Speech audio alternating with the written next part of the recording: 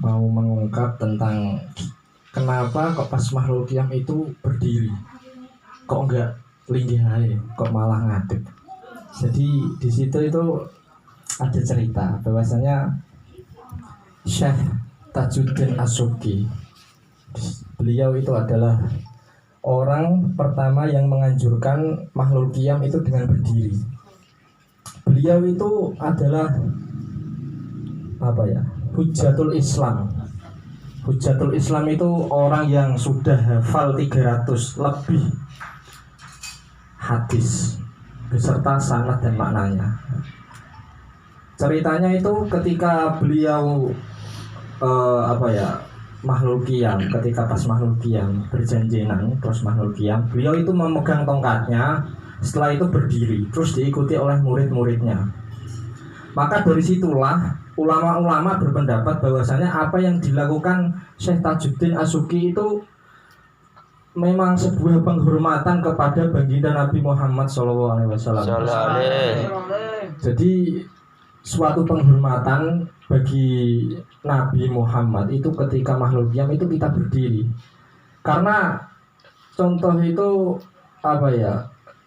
Syekh Bakri bin Muhammad Asyato Ad-Dimyati di dalam kitab I'anatul Talibin itu berpendapat bahwasanya tradisi yang kita lakukan seperti makhluk yang berdiri itu adalah ihsan.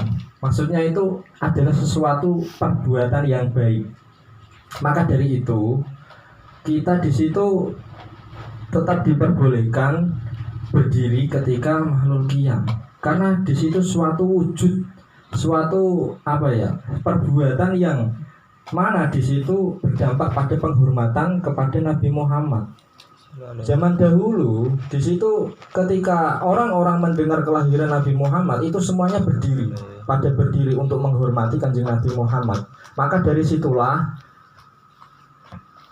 asal usul ulama atau asal usul berdirinya makhluk qiyam. Dan ketika kita bersolawat dengan berdiri, contohnya makhluk qiyam, itu sebagai pelampiasan kita, pelampiasan kerinduan kita kepada Nabi Muhammad. Dan di hati kita di sini akan yakin bahwasanya Nabi itu hadir di majelis ini, Nabi itu hadir di hati kita. Contohnya seperti tadi, banyak yang bersedih ketika sholawatan, ketika makhluk qiyam. Tadi saya melihat ada yang menangis, ada yang sangat khusyuk membaca lantunan-lantunan sholawat. Nah, itu adalah salah satu tanda-tanda Kanjeng Nabi rawuh di majelis ini, yaitu dengan menangisnya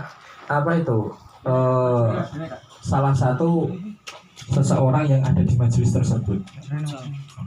Ya, itu tentang tentang itu, tentang sholawat itu. Terus tentang masih berhubungan dengan Nabi Muhammad ya. Di situ beliau itu diberi wahyu oleh Allah bahwasanya ada seorang sahabat yang mana sahabat itu diberi wahyu. Jarang-jarang ada sahabat diberi wahyu. Biasanya wahyu itu diberikan kepada Nabi atau Rasul. Ya, kepada Rasul. Jadi di situ Kanjeng Nabi kaget, loh, sahabat sapa iki kok entuk wahyu. Terus ditelusuri bahwasanya di situ ada seorang sahabat, namanya saya lupa. Tapi ceritanya itu karena dia di situ memuliakan tamu. Suatu kisah di situ sahabat tersebut itu sangatlah miskin dan hanya mempunyai nasi saja di rumah. Dan nasi tersebut ya mau diberikan kepada anak-anak dan keluarganya. Tapi di situ ada tamu yang masuk, dan setelah itu beliau bingung caranya memuliakan tamu iki piye ben tamuku iki iso iso seneng. Nah, sidane mbiyen lampune ku ijin lampu minyak nggo lilin. Jadi dipateni kabeh, bariku lho lampune kok mati. Nggih niki lagi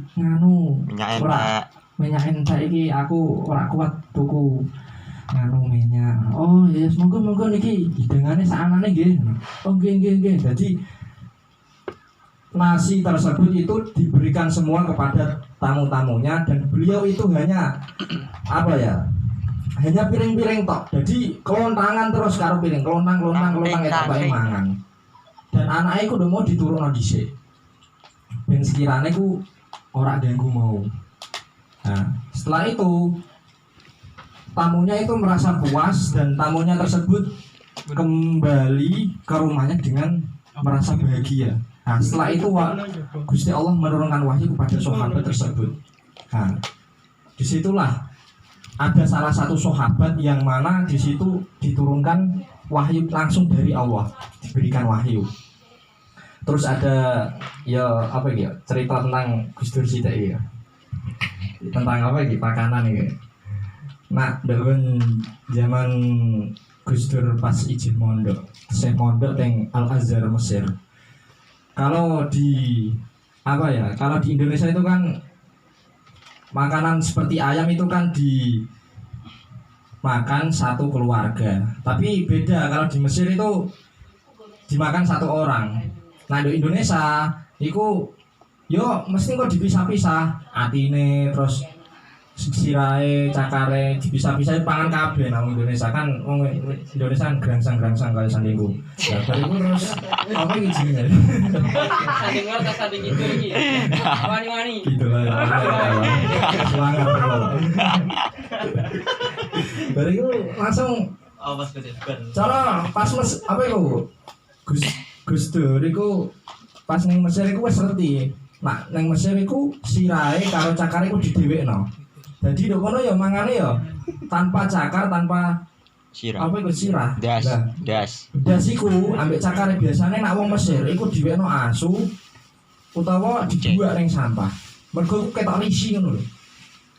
Lah, suatu hari Gus Dur dan kawan-kawannya belum ora dikandani dhisik nak. Dok kono iku pakanane iku ora gawa sirah karo cakar. Nah, dok kono pas dikandani ayo mayoran, oh iya siap mayoran. Biasanya santri-santri kan do ngadakno mayoran. Nah Gus Dur ku sing dikon dikon tuku iwake. Lah ben piye carane ya ben sekirane aku untuk gratis. Oh iya, aku kan biyen kan dicerita ngene iki. Ya, bariku terus tuku lunga ring pasar, bar tuku ring pasar takoni. Lho, kowe kok tuku apa iki jenenge? Iwak. Iwak kok malah aneh ndase tok karo cakare ku piye? Iya iki ape tak ge mangani asu-asuku lho, Mas. Biasa iki yo wis pek-pek iki ora patek kanggo aku kok. Wong yo tak buat aku asuku yo wis ra ono. Ya iki asuku aki lho, Mas. Njaluk dumangan. Itulah akal cerdiknya Gus Dur mendapatkan gratisan di pasar seperti itu.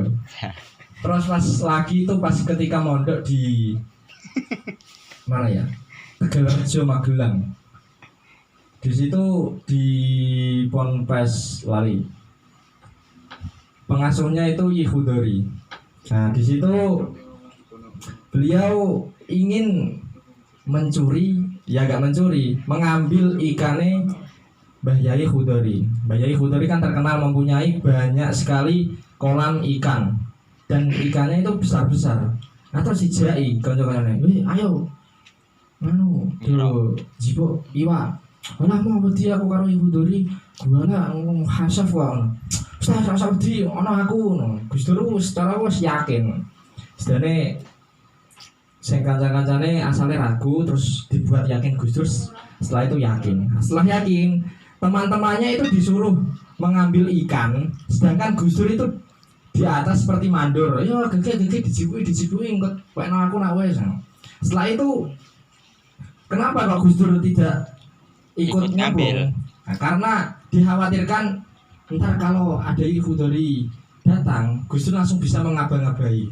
Nah, setelah itu ada langkah kaki yang mendekat. Bahwasanya Gus Dur sudah tahu kalau di situ Ibu Dori yang datang. Nah, setelah itu orang-orang atau kawan-kawannya itu disuruh pergi. Lunga, cepet lunga. Setelah pergi terus ditakoni lho, Dur, kowe kok ndok kene ku ana apa? Mau wonten om maling iwak iki. Dadi iki iwake jenengan pun tak nganu pun tak selamat ke lo mau maling-maling cah cilik-cilik jangan dikurang aja. Nah setelah itu langsung apa ya oleh gue pek iwake pek ngono Mas. Dan iwake dibak terus digoreng gini kancane dipangan Ayoran. Nah, itulah akal cerdiknya Gus Dur atau di situ Gus Dur itu menggunakan ilmu yang mantek ya pokoknya. Ya sekian itu aja. Gak usah lama-lama karena temanku yang samping mau berbicara kayaknya. Saya sudah digeser-geser gini, kaget agak gini.